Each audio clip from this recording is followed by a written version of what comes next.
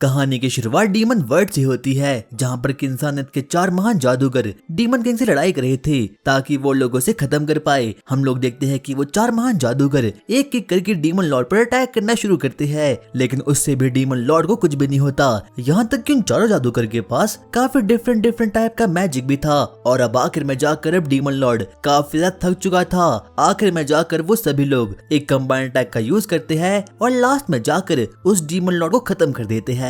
और यहाँ तक कि उन लोगों को खुद भी विश्वास नहीं होता कि आखिर में जाकर उन लोगों ने फाइनली उस डीमन लॉर्ड को खत्म कर दिया है। और जैसे ही वो लोग डीमन लॉर्ड को हराते हैं, पूरी की पूरी ह्यूमैनिटी काफी ज्यादा खुश थी। जीतने की खुशी में एक ग्रैंड सेरेमनी होती है जहाँ पर किंग उन लोगों को डिफरेंट चीजें भी देता है और सभी के सभी लोग उनसे काफी ज्यादा खुश भी हो चुके थे। लेकिन तभी किंग अनाउंस करता है, मैं इन 4 महान जादूगरों को एम्परर का टाइटल देना चाहता हूँ। और उन्हीं में से एक जादूगर जिसका नाम की एफ्टल था, वो इस चीज को देखकर काफी ज्यादा शॉक्ड हो चुका था, क्योंकि एम्परर का टाइटल काफी ज्यादा खतरनाक बात होती है। यहाँ तक कि पास्ट में सिर्फ और सिर्फ रॉयल फैमिली वालों को ही इस टाइटल को दिया जाता है। तभी किंग एफ्टल के पास आता है और वो उसे बोलना शुरू करता है, भले ही ये जादूगर इतना ज्यादा पावरफुल नहीं हो, पर अगर ये नहीं होते तो हम लोग कभी भी डीमन लॉर्ड को खत्म नहीं कर पाते। इसलिए मैं इस जादूगर को लाइटनिंग एम्परर का टाइटल देना चाहता हूँ। जिस चीज को देखकर कि एफ्टल तो काफी ज्यादा खुश हो चुका था। यहाँ तक कि उसे बिल्कुल विश्वास नहीं होता कि उसके पास भी अब एम्परर का टाइटल आ चुका है, क्योंकि एफ्टल काफी ज्यादा हार्ड वर्किंग मैन था। वो अपनी जिंदगी के तकरीबन 40 साल स्टडी में बिता लिए। यहाँ तक कि उसे मैजिक करना भी अच्छे तरीके से नहीं आता था, लेकिन आज वो काफी ज्यादा खुश था क्योंकि अब फाइनली उसका हार्ड वर्क ने पे कर दिया है। और ऐसे करके अब एफ्टल वहाँ से निकल जाता है। और कुछ सालों के बीतने के बाद फाइनली एफ्टल काफी ज्यादा बूढ़ा हो चुका था, लेकिन तभी उसके पीछे से एक अजीब सी बच्ची आती है जिसका नाम की मर्लिन होता है। वो एफ्टल को बोलती है, ब्रेकफास्ट तैयार हो चुका है। बाद में जाकर हम लोगों को पता चलता है कि जो एफ्टल है वो अब छोटे छोटे बच्चों का सेंसे बन चुका है, यानी कि वो उन लोगों को मैजिक करना सिखाता है। उसके पास काफी स्टूडेंट्स भी है और मर्लिन भी उन्हीं में से एक है। और तभी एफ्टल बच्चों को मैजिक सर्कल अपीयर करना सिखा रहा था, लेकिन तभी गलती से एक बच्चे का मैजिकल सर्कल वहाँ पर डिसअपीयर हो चुका था। बाद में जाकर एफ्टल लोगों को समझाना शुरू करता है, अगर तुम लोगों को मैजिक सीखना ही है तो सबसे पहले तुम लोगों को स्पेल चैंटिंग करना सीखना होगा। और यहाँ तक कि कुछ महान जादूगर तो बिना स्पेल चैंट करते ही मैजिकल सर्कल को अपीयर कर देते हैं। और यहाँ तक कि वो बच्चे भी अब उसकी इस बात को समझ चुके थे। उन लोगों का भी एक ही मकसद था कि उन लोगों कैसे भी की एफ्टल के ही जैसा महान जादूगर बनना था। और आखिर में जाकर उन लोगों की आज की क्लास अब फाइनली खत्म हो चुकी थी। और तभी मर्लिन एफ्टल को बोलती है, एफ्टल आप काफी ज्यादा थक चुके होंगे, प्लीज आप रेस्ट कीजिए। लेकिन एफ्टल उसे साफ साफ बोल देता है, अभी मैं उतना भी बूढ़ा नहीं हुआ और अभी मैं रेस्ट बिल्कुल भी करूंगा नहीं। और मर्लिन जादू सीखने के लिए काफी ज्यादा एक्साइटेड थी। यहाँ तक कि वो एफ्टल को बोलना शुरू करती है, एफ्टल प्लीज हमें लेवल 6 का मैजिक सिखाइए, क्योंकि लेवल 4 का मैजिक मैंने पहले ही सीख लिया है। नहीं, क्योंकि अभी तुम लोग उसके लिए बिल्कुल भी तैयार नहीं हो। और जैसे ही एफ्टल मर्लिन को देखता है तो उसे उसकी पास्ट की मेमोरी याद आनी शुरू हो चुकी थी, क्योंकि जब एफ्टल और बाकी लोगों ने डीमन लॉर्ड्स पर अटैक कर दिया था तो ना चाहते हुए भी उन लोगों को बहुत से मासूम लोगों को मारना पड़ा। और एफ्टल को मर्लिन एक बैटलफील्ड में रोती हुई मिली थी और उन लोगों ने ही मर्लिन की मदर को भी खत्म कर लिया था। और एफ्टल को इसी बात का डर था कि जब मर्लिन को इस सच्चाई के बारे में पता चलेगा तो हो सकता है कि वो उसे काफी ज्यादा गुस्सा हो जाए। हम लोग वापस से प्रेजेंट में आते हैं, जहाँ पर कि अभी भी मर्लिन एफ्टल को बोलना शुरू करती है, एफ्टल प्लीज हम लोगों को हायर अप मैजिक सिखाइए। लेकिन एफ्टल ऐसा करने से साफ साफ मना कर देता है। और इसी के साथ उनकी आज की क्लास भी अब वहाँ पर खत्म हो चुकी थी। लेकिन मर्लिन बिल्कुल भी हार नहीं मानती, इसीलिए वो अकेले ही जंगल को एक्सप्लोर करना शुरू करती है। वो जंगल के डीप जाना शुरू करती है, लेकिन तभी अचानक से उसका सामना वहाँ पर एक बीस्ट वुल्फ से हो जाता है। और वो बीस्ट वुल्फ सच में ही काफी ज्यादा खतरनाक था। और अब मर्लिन अपनी जान बचाने के लिए अपनी पूरी जी जान से आगे बढ़ना शुरू करती है। यहाँ तक कि उसके पास तो उतनी पावर भी नहीं थी। वो सबसे पहले उस बीस्ट वुल्फ पर लेवल 6 के मैजिक का यूज करती है, लेकिन उससे बीस्ट वुल्फ को कुछ भी फर्क नहीं पड़ता। यहाँ तक कि अब मर्लिन को समझ आता कि आखिरकार उसे अपनी जान बचाने के लिए वहाँ पर करना क्या होगा। वो बहुत सोचती है। आखिर में जाकर अब वो अपने मन में बोलती है, लगता है अब मुझे उसका यूज करना ही होगा। जैसे ही बीस्ट बीस्ट वुल्फ अब उसके सामने आता है। मर्लिन उसके ऊपर लेवल 6 की लाइटनिंग स्पेल को यूज कर देती है। उसे लगता है कि अब वो बीस्ट वुल्फ अब फाइनली वहाँ पर खत्म हो चुका है। लेकिन वो बीस्ट वुल्फ तो और भी ज्यादा गुस्से में आ चुका था। सबसे पहले वो मर्लिन को एक जोरदार घुसा मारता है जिससे कि वो दूर जाकर गिर जाती है। और अब मर्लिन को कुछ भी समझ आता कि आखिरकार उसे वहाँ पर क्या करना चाहिए। लेकिन सही समय पर अब वहाँ पर फाइनली एफ्टल उसकी जान बचाने के लिए वहाँ पर आ चुका था। वो मर्लिन को बोलना शुरू करता है, मर्लिन मैंने तुम्हें पहले ही बोला है कि तुम्हें कभी भी अकेले फॉरेस्ट में नहीं जाना चाहिए। तुम पावर गेन करने के लिए कुछ ज्यादा ही इम्पेशेंट हो रही हो और अगर तुम्हें एक महान जादूगर बनना है तो सबसे पहले उसके लिए तुम्हें पेशेंस सीखना होगा। हम देखते हैं कि एफ्टल मर्लिन के साथ बातें कर ही रहा था, लेकिन तभी अचानक से वापस से वो बीस्ट वुल्फ उसके पीछे आ चुका था। मर्लिन उसे बताने की बहुत कोशिश करती है लेकिन वो बेचारी कुछ भी बोल नहीं पाती। लेकिन तभी हम देखते हैं कि एफ्टल बिना कुछ बोले लेवल 10 के स्पेल को वहां पर समन कर देता है और एक ही झटके में फाइनली उस बीस्ट वुल्फ को खत्म कर देता है। और रात के समय तो मर्लिन एफ्टल की तारीफ कर रही थी। उसे बिल्कुल विश्वास नहीं होता कि कोई ह्यूमन इतना पावरफुल भी हो सकता है।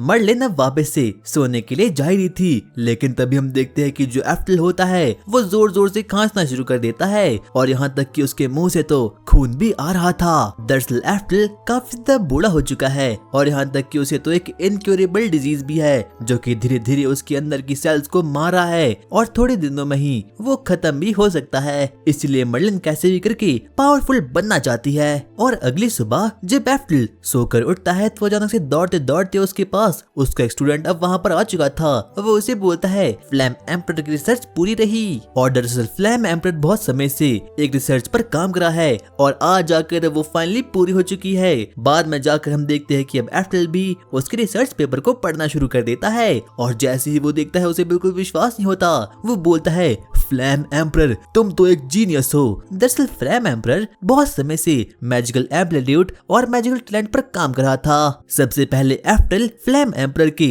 हर एक प्रोसेस और हर एक प्रोसीजर को वहाँ पर शुरू कर देता है और वो कुछ डिफरेंट चीज में मर्लिन के बालों को वहाँ पर डाल देता है जिससे कि उन लोगों को पता चलता है कि जो मर्लिन है उसके पास एस रैंक की विंड और वाटर मैजिक है, उसके पास बी रैंक का फायर मैजिक है और यहाँ तक कि सी रैंक का अर्थ मैजिक भी है। दरअसल फ्लेम एम्परर की रिसर्च इस बारे में थी कि वो किसी की मैजिकल टैलेंट और मैजिकल एप्टीट्यूड को बचपन से ही जान सकते थे। इस दुनिया में जब भी कोई पैदा होता है तो किसी का कोई स्पेसिफिक टैलेंट नहीं होता, लेकिन अब जब फ्लेम एम्परर की रिसर्च हो चुकी है तो इसकी वजह से वो लोग बच्चों के मैजिकल टैलेंट को भी मेजर कर सकते हैं, जिससे कि एफ्टल भी काफी ज्यादा शॉक्ड हो चुका था। और तभी एफ्टल अपने मन में बोलता है मैं भी एक बार इसे ट्राई करूंगा। लेकिन उस स्टूडेंट को लगता है कि ये सब कुछ एकदम बेतुके की बात है क्योंकि एफ्टल तो पहले से ही एक महान जादूगर है, तो सभी को पहले से पता था कि उसके पास काफी ज्यादा खतरनाक की स्पेल हो सकती है। लेकिन एफ्टल इस बात से और इस चीज को जानने के लिए काफी ज्यादा एक्साइटेड था। उसके मन में सिर्फ और सिर्फ एक बात थी, भले ही वो सबसे पावरफुल मेज नहीं था लेकिन वो काफी ज्यादा हार्ड वर्क करता था। इसीलिए हमेशा से उसे इस बात को जानना है कि क्या उसके पास मैजिक को लेके कोई टैलेंट भी था या फिर नहीं। इसीलिए सबसे पहले हम देखते हैं कि एफ्टल उन टेस्ट ट्यूब्स में अपने बालों को वहां पर डाल देता है। लेकिन जब रिजल्ट आता है तो सभी के सभी लोग काफी ज्यादा शॉक्ड हो चुके थे क्योंकि कोई भी कलर नहीं आता, यानी कि रिजल्ट कलरलेस रहता है। और फ्लेम एम्परर की रिसर्च के अनुसार अगर कलर कलरलेस होगा तो उस आदमी के पास कोई भी मैजिक टैलेंट नहीं है। और इस बात से तो एफ्टल काफी ज्यादा सदमे में आ चुका था। वो काफी ज्यादा डिप्रेस्ड और काफी ज्यादा डिमोटिवेट हो चुका था। तो इसीलिए मैं काफी ज्यादा वीक था और मुझे मैजिक सीखने में काफी वक्त लग जाता था। यहाँ तक कि अब एफ्टल को कुछ भी समझ आता कि आखिरकार उसे क्या करना चाहिए। वो जोर जोर से खांसना शुरू करता है जिससे कि उसकी तबीयत अब काफी ज्यादा खराब हो चुकी थी। आगे हम देखते हैं कि अब एफ्टल बेचारा अपने बेड पर बस लेटा हुआ था। उसे कुछ भी समझ आता कि आखिरकार उसे क्या करना चाहिए क्योंकि जिस चीज का सपना उसने बचपन से देखा था दरअसल उसमें उस चीज को पाने के लिए कोई टैलेंट था ही नहीं। और इसी बात को सोच सोच कर अब वो काफी ज्यादा डिप्रेस्ड हो चुका था। यहाँ तक कि मर्लिन भी उसे जगाने की बहुत कोशिश कोशिश करती है, लेकिन हम देखते हैं कि एप्रिल तो अभी भी बस अपने बेड पर लेटा हुआ था और जैसे ही वो लेटता है अचानक से हम देखते हैं कि उसकी मौत हो चुकी थी। और तभी अचानक से उसकी एक अजीब सी एबिलिटी जिसका नाम की सेकंड रीइंकार्नेशन था वो एक्टिवेट हो जाती है। जैसे ही मर्लिन अपनी आंखें खोलता है उसके सामने एक डिवाइन गॉडेस थी। मैं तुम्हें एक नए वर्ल्ड में समन करने वाली हूँ और तुम अपनी कोई भी मन पसंदीदा स्किल्स को चुन सकते हो। लेकिन एप्रिल इस चीज से साफ साफ इनकार कर देता है।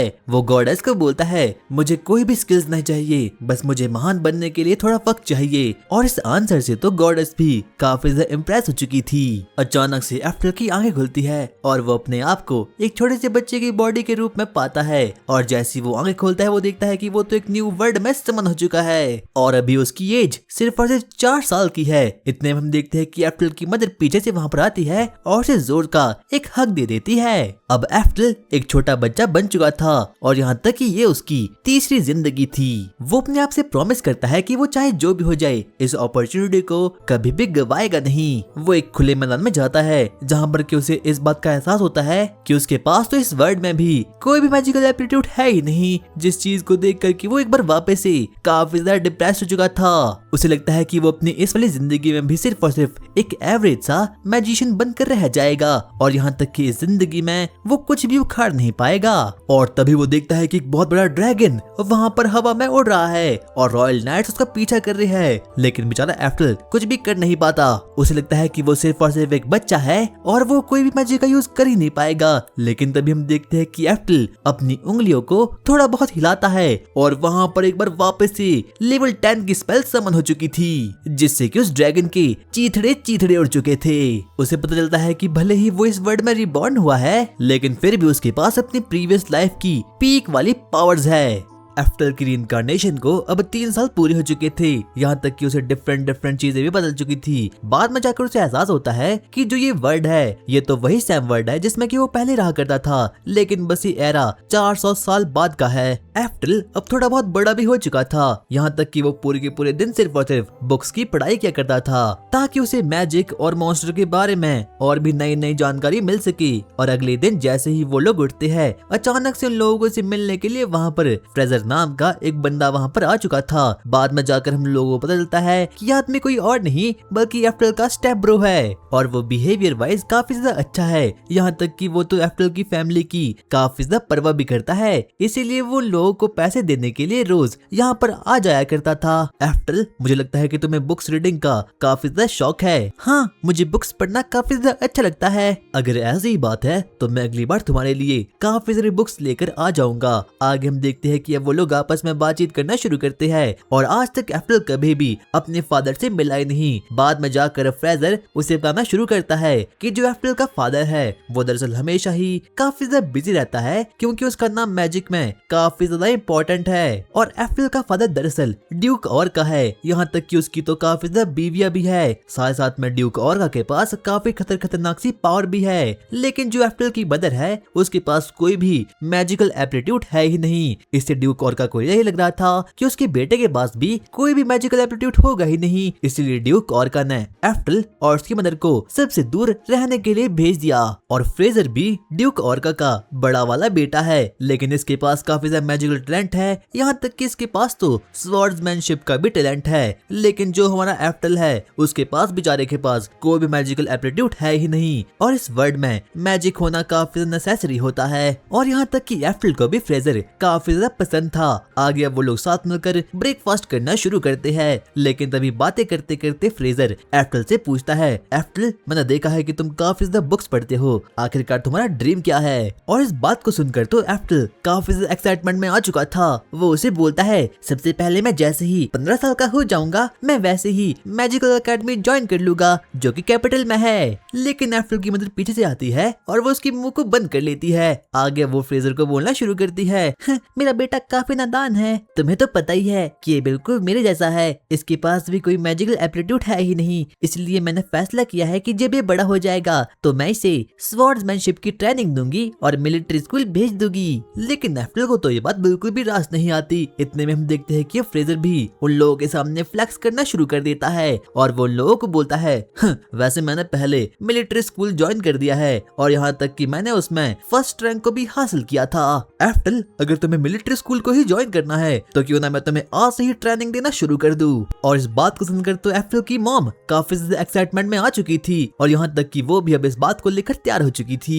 आगे फ्रेजर एफ्टल को लेकर जंगलों में आ चुका था और जहाँ पर कि वो उसकी ट्रेनिंग करवाना शुरू करवा देता है, लेकिन एफ्टल को ये ट्रेनिंग बिल्कुल भी रास नहीं आती। बाद में जाकर एफ्टल को एहसास होना शुरू हो चुका था कि उसके पास कोई भी मैजिकल एप्टीट्यूड है ही नहीं और बचपन से ही फ्रेजर उसे स्पोर्ट्समैनशिप के बारे में और स्वॉर्ड्समैनशिप के बारे में काफी कुछ ज्ञान दे रहा है। और ऐसा इसलिए था क्योंकि फ्रेजर हमेशा ही एफ्टल का भला चाहता था, लेकिन एफ्टल तो अभी भी स्वॉर्ड्समैनशिप ट्रेनिंग करने के लिए बिल्कुल भी मानता ही नहीं। यहाँ तक कि वो फ्रेजर के सामने जिद करना शुरू कर देता है और वो उसे बोलता है, चाहे कुछ भी हो जाए मेरे पास थोड़ा बहुत माना है, मेरे पास कोई मैजिकल एप्टीट्यूड है ही नहीं, लेकिन फिर भी मैं एक बहुत ताकतवर मेज बनूंगा। और फ्रेजर को तो लग रहा था कि जो कुछ भी ये बच्चा बोल रहा है ये नादानी में बोल रहा है, क्योंकि इसके पास कोई मैजिकल एप्टीट्यूड है ही नहीं और ना ही तो इसके पास कोई मैजिक टैलेंट है, इसलिए एफ्टल कभी भी एक सेज बन ही नहीं सकता और यहाँ तक कि वो तो कभी भी मैजिक यूज कर ही नहीं सकता।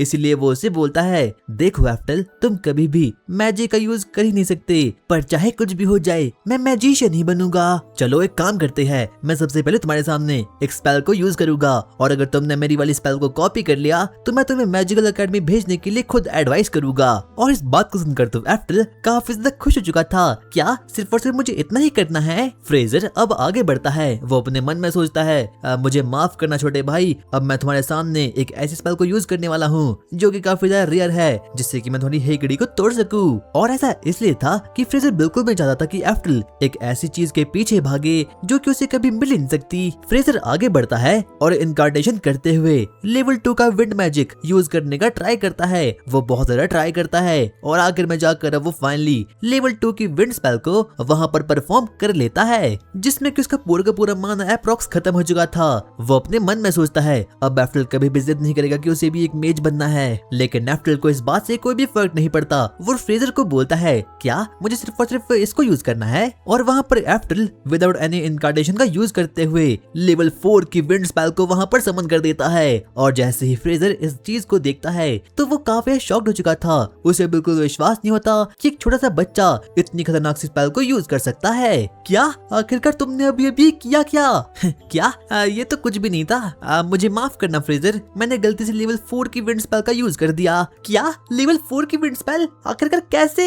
एफ्टल को लग रहा था कि उसने थोड़ी बहुत वीक स्पेल का यूज कर दिया है, लेकिन फ्रेजर तो अपने आप को बिल्कुल भी संभाल नहीं पाता। उसके मन में काफी ज्यादा क्वेश्चन थे, वो बारी बारी करके हर एक क्वेश्चन को एफ्टल से पूछना शुरू करता है, लेकिन तब भी एफ्टल उसे बोलता है, ये तो कुछ भी नहीं है, बल्कि मैं लेवल 10 की स्पेल को भी यूज कर सकता हूँ। और जैसे ही फ्रेजर इस बात को सुनता है वो सच में ही अब काफी ज्यादा शॉक्ड हो चुका था। वो बोलता है, क्या लेवल 10 की? लेकिन ये तो एक फॉरबिडन जुत्सु है। और अब इतना कहने के बाद ही अब फ्रेजर बेहोश हो चुका था। एफ्टल को समझ नहीं आता कि आखिरकार इस वर्ल्ड में क्या चेंज हो चुका है, यहाँ तक कि उसने कभी भी इस वर्ल्ड में आज तक किसी को भी मैजिक यूज करते हुए देखा ही नहीं। लेकिन अब उसे फ्रेजर के रिएक्शन से साफ सीधा पता चुका है कि जरूर यहाँ पर कुछ ना कुछ तो गड़बड़ है। यहाँ तक कि जब उसने पहली बार ड्रैगन को भी खत्म किया था तो नाइट्स भी ये बोल रहे थे कि जरूर ये कोई ना कोई मिरेकल होगा। आगे अब एफ्टल हिस्ट्री मैजिकल बुक को पढ़ना शुरू कर लेता है, जहाँ पर कि उसे पता चलता है कि पिछले 400 सालों में इस वर्ल्ड में मैजिक का लेवल काफी ज्यादा कम हो चुका है। यहाँ तक कि पुराने मीडियम लेवल के मैजिक को भी लोग इस दुनिया में काफी खतरनाक समझते हैं। इतने में ही फ्रेजर भी अचानक से जाग जाता है। वो जोर से बोलता है, आखिरकार एक छोटा बच्चा लेवल 10 की स्पेल को कैसे यूज कर सकता है? फ्रेजर, लगता है तुमने जरूर कोई बुरा सपना देखा होगा। एफ्टल बिल्कुल ऐसा बिहेव करता है जैसे कि वहाँ कुछ हुआ ही ना हो। वो उसे बोलता है, जब तुमने लेवल 2 की विंड स्पेल का यूज किया तो तुम्हारा माना बिल्कुल एग्जॉस्ट हो गया था, जिसकी वजह से कि तुम चक्कर खा के नीचे गिर चुके थे। और यहाँ तक कि फ्रेजर भी अब उसकी इस बात को मान चुका था। आगे से अब एफ्टल डिसाइड करता है कि वो अपनी मैजिकल ट्रेनिंग सबसे छिपा कर ही करेगा। और इसके बाद से एफ्टल फ्रेजर के साथ ट्रेनिंग तो करता है, लेकिन वो जानबूझकर उसे हारना शुरू करता है ताकि वो उसकी असली पावर को देख ना सके। और अब कुछ समय के बाद फाइनली एफ्टल 10 साल का हो चुका था। यहाँ तक कि उसके पास तो काफी ज्यादा खतरनाक फिजिकल एट्रीब्यूट्स भी आ चुके थे, वो काफी ज्यादा पावरफुल भी बन चुका था। लेकिन तभी फ्रेजर उसके पास आता है और वो उसे बोलता है, एफ्टल आज तुम्हारा एक एग्जाम होने वाला है। एग्जाम? लेकिन कैसा एग्जाम? लेकिन तभी एफ्टल के पीछे से एक बहुत बड़ा आदमी अब वहाँ पर आ चुका था। दरअसल उसका नाम मोर था और वो नाइट कमांडर था। यहाँ तक कि वो तो फ्रेजर का दोस्त भी था और यहाँ पर फ्रेजर ने ही उसे बुलाया था ताकि वो एफ्टल की ट्रेनिंग यहाँ पर कर सके। और जैसे ही एफ्टल मोर को देखता है तो वो काफी ज्यादा ही शॉक्ड हो चुका था, लेकिन तभी वो उसे बोलता है, क्या यही वो बच्चा है? लेकिन ये तो काफी ज्यादा छोटा है, मुझे नहीं लगता कि ये मुझे हरा भी पाएगा।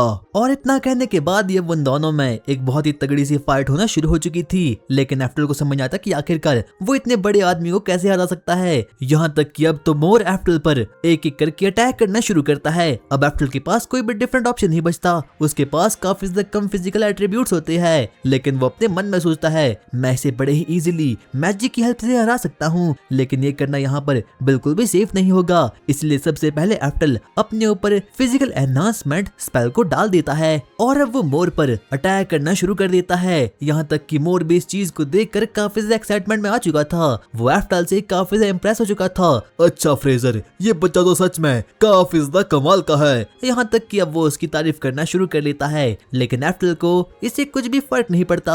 आगे हम देखते हैं कि अब मोर फाइनली काफी ज्यादा सीरियस हो चुका था, वो उस पर अब एक के बाद एक करके अटैक करना शुरू कर देता है। वो उसे बोलता है, बच्चे जितनी तेरे पास अभी पावर है उससे तू मुझे कभी भी हरा नहीं सकता। लेकिन तभी एफ्टल उसके पास जाता है और उसे एक जोर का धोबी पर चाड़ मारकर उसे फाइनली खत्म कर देता है। इसके बाद अब वो दोनों ही एफ्टल की काफी ज्यादा तारीफ करते हैं। उन लोगों को लगता है कि अब एफ्टल फाइनली एंट्रेंस एग्जाम में जाने के लिए और मिलिट्री स्कूल जाने के लिए एकदम रेडी हो चुका है। बाद में जाकर फ्रेजर एफ्टल को बताता है कि जो मोर है वो कोई नॉर्मल आदमी नहीं बल्कि मिलिट्री स्कूल का हेड भी है। और यहाँ तक कि अब तो एफ्टल मिलिट्री स्कूल में जाने के लिए एकदम रेडी हो चुका है। कुछ सालों के बाद अब फाइनली एफ्टल 14 साल का हो चुका था, लेकिन तभी हम फ्रेजर को देखते हैं। वो उसकी मॉम से पूछता है आखिरकार एफ्टल कहाँ है, हो सकता है कि वो भी जंगल में हो। और वहीं हम एफ्टल को देखते हैं जो कि अब 14 साल का हो चुका था और वो जंगल में रहकर लेवल 10 के मैजिक स्पेल को यूज करना सीख रहा था। इतने में हम देखते हैं कि फ्रेजर भी दौड़ते दौड़ते अब वहाँ पर आ चुका था। वो उसे बोलता है, एफ्टल तुम्हें कुछ हुआ तो नहीं? इसके बाद अब वो दोनों ही अपने घर जाते हैं, जहाँ पर कि हम लोगों को पता चलता है कि जो एफ्टल है वो 14 साल का हो चुका है और अब वो थोड़े दिनों के अंदर ही 15 साल का हो जाएगा। और जब वो 15 साल का होगा तो उसे मिलिट्री स्कूल को ज्वाइन करना होगा। लेकिन एफ्टल का तो कुछ और ही प्लान था। वो डिसाइड करता है कि जैसे वो 15 साल का हो जाएगा वो अपने घर को छोड़ देगा और सीधा ही मैजिकल एकेडमी में ज्वाइन कर देगा। फ्रेजर एफ्टल को बताता है कि अब उसके फादर ने उसे एक्नॉलेज कर दिया है और वो उसे कल मिलना चाहते हैं। और इस बात को सुनकर तो वो दोनों ही जोर जोर से रोना शुरू कर देते हैं, लेकिन एफ्टल को इससे घंटा फर्क नहीं पड़ता। और अब एफ्टल अगले दिन ही अपने फादर से मिलने के लिए यानी कि ड्यूक ऑर्का से मिलने के लिए सीधा ही उसके कैसल की ओर आगे बढ़ना शुरू कर लेते हैं। लेकिन जब ड्यूक ऑर्का एफ्टल को देखता है तो उसे कुछ भी फर्क नहीं पड़ता, यहाँ तक कि वो तो उसे अपना बेटा समझता ही नहीं। मेरा नाम एफ्टल है और मैं आपका बेटा हूँ, तो मुझे फादर नहीं बल्कि ड्यूक ऑर्का बुलाओ। क्या तुम्हें समझ आता कि तुम लाइट एम्परर के वंशज हो और फिर भी तुम्हारे पास कोई भी मैजिकल एप्टीट्यूड है ही नहीं। और तभी एफ्टल भी ड्यूक ऑर्का के पीछे अपनी ही पुरानी फोटो देखता है और तब जाकर उसे एहसास होता है कि जो उसका फादर है वो तो उसी का वंशज है। मैंने सुना है कि तुम्हें मिलिट्री स्कूल से इनविटेशन मिला है।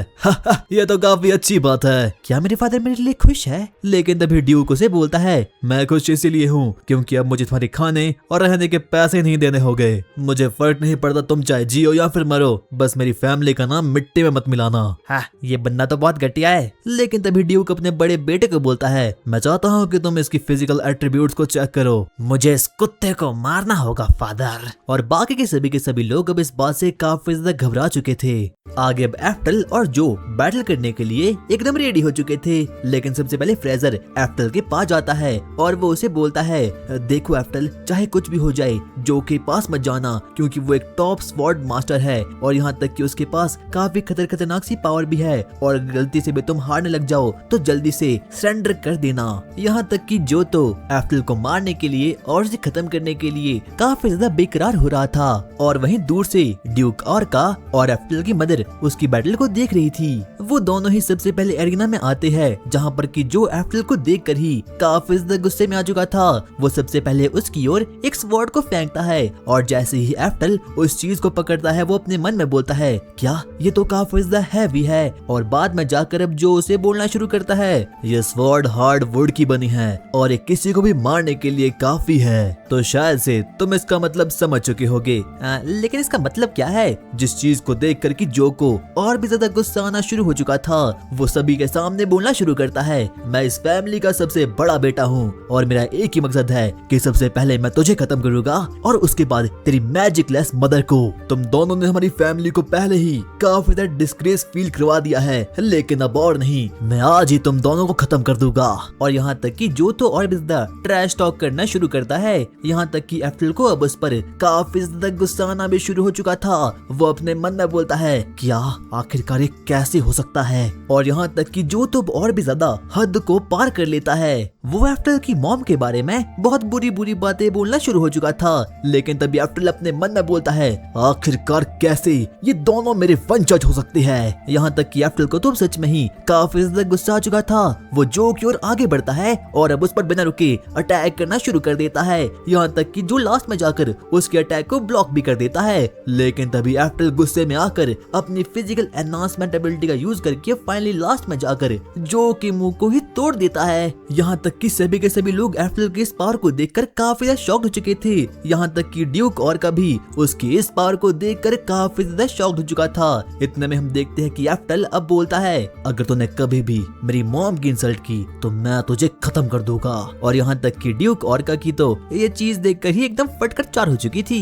मिलिट्री स्कूल के लिए बेस्ट ऑफ लक। और अब इतना कहने के बाद अब वो दोनों ही वहाँ से निकल जाते हैं। रात के समय जब वो लोग आराम से डिनर कर रहे थे, तभी उन लोगों को अचानक से दरवाजे पर नॉक की आवाज सुनाई देती है। और जैसे ही वो उस दरवाजे को खोलती है, वहाँ पर वो देखती है कि फ्रेजर और मोर तो वहाँ पर आ रखी है और फ्रेजर की गोद में एक छोटा सा बच्चा भी है। और वही हम पास्ट के सीन को देखते हैं, जहाँ पर कि फ्रेजर अपनी पूरी की पूरी आर्मी को बोलना शुरू करता है, हॉली नाइट और अजूल आर्मी आज हमारे किंगडम में नहीं है, इसलिए हमारी यानी कि रॉयल गार्ड की ड्यूटी बनती है कि आज हम लोग पूरे के पूरे किंगडम को प्रोटेक्ट करें। लेकिन तभी मोर फ्रेजर के कान में बोलता है, क्या आपने भी वो न्यूज सुनी कि आज हमारे प्रिंस को मारने के लिए कुछ असैसिनेशन वाले आने वाले हैं? हाँ, मैंने इस बात को सुना है। यहाँ तक कि वो लोग तो शुरुआत से ही इसी चीज की प्लानिंग कर रहे थे और इससे पहले वो लोग कुछ कर पाते। लेकिन तभी हम देखते हैं कि एक मैसेंजर वहाँ पर आता है और वो फ्रेजर को बोलता है, मालिक, बारबेरियन लोग हमारे किंगडम में आ चुके हैं। और फ्रेजर का सिर्फ और सिर्फ एक ही मकसद था कि उसे कैसे भी करके प्रिंस की जान बचानी होगी, इसीलिए उसे कोई और प्लेस नहीं मिला और इसलिए वो प्रिंस को लेकर यहाँ पर आ चुका था। दरअसल अजूल के दो बेटे थे और इस वक्त पर जो सेकंड सन है वो किंग है और जो फर्स्ट सन है वो क्राउन प्रिंस है, यानी कि कोई और नहीं बल्कि एफ्टल का फादर। और अब वो सभी के सभी इस बात को डिस्कस करना शुरू करते हैं कि आखिरकार कौन उस बच्चे की जान के पीछे पड़ा है। लास्ट में जाकर फ्रेजर उन लोगों को बोलता है, अगर गलती से भी प्रिंस की जान चली गई तो हमारे फादर को ही स्टेटस और पावर मिलेगा, यानी कि ड्यूक और का ही उस बच्चे की जान के पीछे पड़ा था। और अब उन लोगों का सिर्फ और सिर्फ एक ही मकसद है कि उन लोगों को कैसे भी करके उस प्रिंस की जान बचानी होगी। और अब इतना कहने के बाद फ्रेजर और मोर वहाँ से जाना शुरू करते हैं। लेकिन तभी हम देखते हैं कि एफ्टल भी अब वहाँ पीछे से आ चुका था। वो अपनी मॉम को बोलता है, मॉम मुझे माफ करना, लेकिन मुझे भी इन लोगों के साथ जाना होगा। यहाँ तक कि मोर तो इस बात को देखकर काफी ज्यादा खुश हो चुका था। वो लोग प्लान बनाते हैं कि सबसे पहले वो लोग प्लान बॉयोम में गुजरेंगे और आखिर में जाकर वो लोग बॉर्डर तक पहुँच जाएंगे। आगे वो लोग जंगल की जर्नी को आगे बढ़ना शुरू करते हैं। उनका सिर्फ और सिर्फ एक ही मकसद था कि उन लोगों को कैसे भी करके प्रिंस को लेकर बॉर्डर तक पहुंचना था। वो प्लान बायोम को एक्सप्लोर करना शुरू करते हैं। लेकिन तभी एफ्टल फ्रेजर को बोलता है, मुझे जंगल में कुछ तो अजीब लग रहा है क्योंकि यहाँ पर कोई एनिमल है ही नहीं। हाँ, तुमने बिल्कुल सही कहा। वो लोग आगे आगे बढ़े रहे थे, लेकिन तभी हम देखते हैं कि उन लोगों को एकदम अजीब अजीब सी वॉइस आना शुरू हो चुकी थी और अब उन लोगों को कुछ भी समझ आता कि आखिरकार उन लोगों को क्या करना होगा। इसीलिए वो दौड़ दौड़ कर जल्दी से उस जंगल से बाहर निकलने की कोशिश करते हैं। वो अपनी फुल स्पीड में आगे बढ़ना शुरू करते हैं, लेकिन तभी दूर से वो देखते हैं कि ड्यूक और का तो पहले ही उन लोगों के लिए ट्रैप सेट कर लिया है। अब उन लोगों के पास कोई भी ऑप्शन नहीं था क्योंकि उनके सामने ड्यूक और का की पूरी मेज डिवीजन और आर्मी तैनात थी। उन लोगों का एक मकसद था कि उन लोगों को कैसे बिगड़ के प्रिंस को खत्म करना था। यहाँ तक कि अब वो लोग कुछ भी सोच नहीं पाते कि आखिरकार उन लोगों को क्या करना चाहिए। वो लोग सोचते हैं कि उन लोगों को वापस से रिट्रीट होना होगा, लेकिन जैसे ही वो लोग अपने पीछे देखते हैं है। वो लोग देखते हैं कि जंगल में तो आग लग चुकी है और ये किसी और ने नहीं बल्कि ड्यूक ऑर्का की आर्मी ने ही करवाया है। और अब ना ही तो वो लोग आगे जा सकते हैं और ना ही तो वो लोग पीछे जा सकते हैं, यानी कि अब वो लोग यहीं पर फंस चुके थे। लगता है मुझे फादर से अकेले में जाकर बात करनी चाहिए, क्योंकि मुझे पता है कि मेरे फादर इतने बुरे आदमी भी नहीं। और इतने में हम देखते हैं कि अब फ्रेजर आगे बढ़ना शुरू करता है और अब वो ड्यूक ऑर्का को बोलता है, फादर मैं अनआर्म्ड हूँ और मैं यहाँ पर पूरा का पूरा मैटर को रिजॉल्व करने के लिए यहाँ पर आया हूँ। मास्टर आखिरकार हम लोगों को क्या करना चाहिए? मेरा खून मुझसे बातें करने के लिए खुद आया है, इसलिए मैं अभी वहाँ पर खुद ही जाऊंगा। हम देखते हैं कि अब ड्यूक ऑर्का भी अब फ्रेजर से बातचीत करने के लिए आगे बढ़ना शुरू करता है। फ्रेजर आगे जाता है और अपने फादर को पूरे के पूरे मैटर को समझाने की कोशिश करता है, लेकिन तभी हम देखते हैं कि ड्यूक ऑर्का फ्रेजर पर ही बहुत ही खतरनाक वाला अटैक कर देते हैं और यहाँ तक कि फ्रेजर ही एकदम बेहोश हो चुका था। यहाँ तक कि अब उन लोगों को समझ आया कि आखिरकार उन लोगों को आगे क्या करना चाहिए। हम देखते हैं कि अब ड्यूक ऑर्का अपनी पूरी की पूरी मेजिस की आर्मी को उसे खत्म करने का ऑर्डर दे देते हैं। वो सभी के सभी लोग साथ मिलकर मैजिक का यूज करने का ट्राई करते हैं और वो सभी के सभी लोग अकेले फ्रेजर पर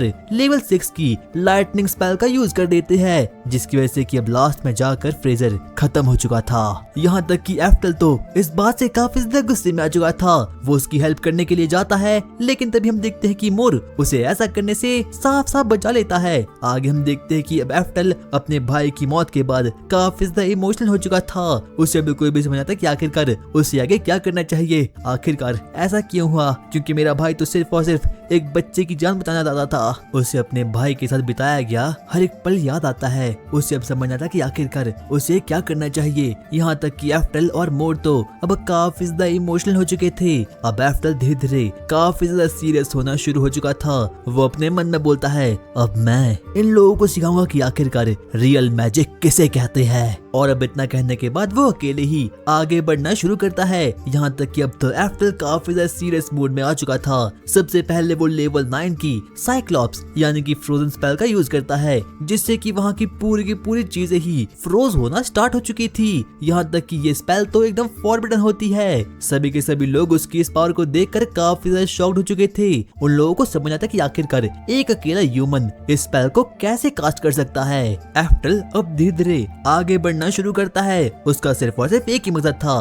कि उसे कैसे भी करके उन सभी के सभी लोगों को मारना था। वो अपने मन में बोलता है, मेरी स्पेशलिटी लाइटनिंग मैजिक है, लेकिन तुम्हारे लिए तो सिर्फ और सिर्फ मेरा वाटर मैजिक ही काफी है। अब मैं तुम लोगों को सिखाऊंगा कि आखिरकार असली फाइट किसे कहते हैं। यहाँ तक कि अब एफ्टल तो काफी ज्यादा गुस्से में आ चुका था, लेकिन ड्यूक ऑर्का तभी अपने सभी के सभी मेज आर्मी को बोल देता है, गधो तुम क्या कर रहे हो, जल्दी से उस पर अटैक करो। उसकी पूरी की पूरी मेज की आर्मी अपनी फुल माना का यूज करती है और आखिर में जाकर एफ्टल पर अकेले ही लेवल 6 की फायर एरो से अटैक कर देती है। उन लोगों को लग रहा था कि अब एफ्टल खत्म हो जाएगा, क्योंकि उन लोगों ने उस पर एक बहुत ही खतरनाक और बहुत ही हाई लेवल की स्पेल यानी कि लेवल 6 की स्पेल का यूज कर दिया था। लेकिन जैसे ही धुआं हटता है, वो लोग देखते हैं कि एफ्टल ने तो वहाँ पर एक मैजिकल बैरियर को कास्ट कर दिया है। एफ्टल उन लोगों को बोलना शुरू करता है, क्या तुम लोगों को इसके बारे में नहीं पता, ये मैजिकल बैरियर है। यहाँ तक कि सभी के सभी लोग इस चीज को देखकर काफी शॉक्ड हो चुके थे। उन लोगों को बिल्कुल समझ आता कि आखिरकार एफ्टल अभी तक जिंदा कैसे है। यहाँ तक कि ड्यूक ऑर्का तो अब और भी काफी गुस्से में आ चुका था। वो अपनी पूरी की पूरी मेज आर्मी को बोलता है, इस बच्चे पर अपने सबसे घातक हमले का इस्तेमाल करो। और अब देखते ही देखते वो सभी के सभी लोग उस पर मिलजुल कर लेवल 6 की लाइटनिंग स्पेल का कास्ट कर देते हैं। लेकिन तभी हम देखते हैं कि एफ्टल तो बड़े ही आराम से लेवल 7 के मैजिक गार्ड को वहाँ पर समन कर देता है, जिससे कि उसे कुछ भी नहीं होता। सभी के सभी लोग एफ्टल की इस पावर को देखकर काफी ज्यादा शॉक्ड हो चुके थे। उन लोगों को बिल्कुल विश्वास नहीं होता कि आखिरकार कोई ह्यूमन इतना पावरफुल कैसे हो सकता है। उन लोगों को लग रहा था कि जो एफ्टल है वो जरूर कोई ना कोई मॉन्स्टर होगा। लेकिन तभी हम देखते हैं कि अब एफ्टल काफी ज्यादा गुस्से में आ चुका था। सबसे पहले वो अपनी स्पीड को इंक्रीज कर देता है और बारी बारी करके हर एक मेजेस पर स्वॉर्ड से अटैक करना शुरू कर देता है। मुझे स्वॉर्ड यूज करना काफी अच्छा लग रहा है। यहाँ तक कि एफ्टल तो अब बड़े ही ब्रूटली सभी लोगों को बारी बारी करके मारना शुरू कर देता है। यहाँ तक कि कुछ लोग तो उससे अपनी जान की भीख भी मांगते हैं। लेकिन अब एफ्टल सच में ही काफी ज्यादा गुस्से में आ चुका था, इसलिए वो बारी बारी करके सभी लोगों लोगों को मारना शुरू कर देता है और अब सभी के सभी लोग वहाँ से भागना शुरू कर देते हैं। लेकिन तभी हम देखते हैं कि एफ्टल अपनी सबसे खतरनाक और अपनी सबसे पावरफुल स्पेल को अब वहाँ पर समन कर देता है। आसमान के पूरे बादल इकट्ठा होना शुरू हो चुके थे। क्या ये बच्चा वेदर को भी कंट्रोल कर सकता है? अबे गधों, मैं वेदर को नहीं बल्कि पूरी की पूरी थंडर को ही कंट्रोल कर सकता हूँ। और अब इतना कहने के बाद एफ्टल लेवल 10 की लाइटनिंग स्पेल को वहाँ पर कास्ट कर देता है, जिसकी वजह से कि वहाँ पर मौजूद हर एक मेज, हर एक इंसान अब खत्म हो चुका था। लेकिन एफ्टल जानबूझकर ही अपने पिता और अपने बड़े भाई को वहाँ पर बचा कर रख देता है। यहाँ से हमें जाने दो। लेकिन तभी हम देखते हैं कि एफ्टल अपने बड़े भाई पर इलेक्ट्रिक मैजिक का यूज करके उसे बेहोश कर लेता है और अब वो फाइनली अपने फादर के पास जाता है। अगर तुमने मुझे मारा तो तुम्हारे ऊपर असैसिनेशन का चार्ज लग जाएगा और लोग तुम्हें देशद्रोही समझेंगे। एफ्टल सबसे पहले उसे भी बेहोश कर देता है। आखिरकार कोई अपने बेटे को कैसे मार सकता है? और बाद में जाकर ड्यूक ऑर्का और उसके बड़े बेटे यानी कि जो को पूरी की पूरी पब्लिक के सामने एग्जीक्यूट करवाया जाता है। और तभी हम लोग अब फ्रेजर को भी देखते हैं जो कि फाइनली वापस से जिंदा हो चुका था। एफ्टल दौड़ते दौड़ते उसके पास आता है। इतने में ही फ्रेजर उसे बोलता है, लगता है मेरे पास मेरे पूर्वज का नेकलेस था और इसी की हेल्प से मैं आज जिंदा हूँ। फ्रेजर, तुम्हारा बहुत बहुत शुक्रिया जिंदा रहने के लिए। और अब जब ड्यूक ऑर्का की मौत हो चुकी है तो फ्रेजर ही पूरे के पूरे हाउस होल्ड को संभालता है। एफ्टल मोर और फ्रेजर के सामने अपनी पूरी की पूरी स्पेल को कास्ट करना शुरू करता है। वो लोगों को अपनी 2 स्पेल, लेवल 7 की फायर स्पेल और लेवल 7 की इविल स्पेल को कास्ट करना शुरू कर देता है। यहाँ तक कि वो लोग तो इस चीज को देखकर काफी ज्यादा शॉक्ड हो चुके थे कि कोई ह्यूमन एक ही टाइम पर 2 स्पेल को भी यूज कर सकता है। क्या तुम्हारे पास इतनी पावर है? हाँ, मुझे माफ करना, मैंने तुम लोगों को बताया नहीं। कोई बात नहीं, तुम्हारा जरूर कोई सीक्रेट होगा। लेकिन तभी एफ्टल अपने मन में बोलता है, मैं लोगों को बता भी नहीं सकता कि मैं यहाँ पर इनकारनेट हुआ हूँ। और वो लोग फैसला करते हैं कि वो एफ्टल की इस पावर को लोगों से सीक्रेट ही रखेंगे। एफ्टल, तुम्हारे पास इतनी पावर है, आखिरकार तुम्हारा फ्यूचर एम क्या है? मैं बस मैजिकल एकेडमी ज्वाइन करूंगा। सो गाइज, आई होप तुम्हें वीडियो पसंद आई होगी और अगर तुम्हें इस एनीमे का नेक्स्ट पार्ट चाहिए तो इस वीडियो को हाइप कर दो और जैसे ही इस वीडियो पर 100 कमेंट्स पूरे हो जाएंगे मैं इस एनीमे का नेक्स्ट पार्ट ले आऊंगा। और हाँ यार, मेरे सेकंड चैनल को भी सब्सक्राइब कर लो, लिंक डिस्क्रिप्शन बॉक्स में दे रखा है।